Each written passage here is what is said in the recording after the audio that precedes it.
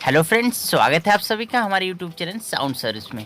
आज इस वीडियो में एक पेयर सिंगल 18 का पीवी कैबिनेट में यानी पीवी मॉडल का बेस से आप देख सकते हैं। इसमें हम लोग पीएडो का स्पीकर सेटअप करेंगे। स्पीकर मैंने बॉक्स से निकाल के रखा है। मैं स्पीकर का मॉडल दिखा देता हूँ। आप देख सकते हैं C18 650CL पीएडो का स्पीकर है जो कि 1000 वाट एस पावर के साथ है।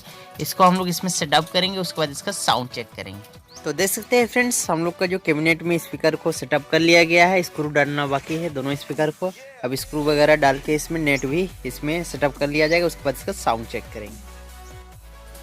हम लोग का बेस पूरी तरह से रेडी है साउंड चेक करने के लिए और इसको कनेक्शन भी वायर से जोड़ लिया गया है। इसका साउंड चेक करेंगे हम लोग C18 का एम्पलीफायर से। C18 का है, साउंड स्टैंडर्ड का है। इसमें सब ऑडियो इनपुट वगैरह सभी कनेक्शन कर लिया गया है। अब म्यूजिक बीट प्ले करते हैं और साउंड चेक करते हैं।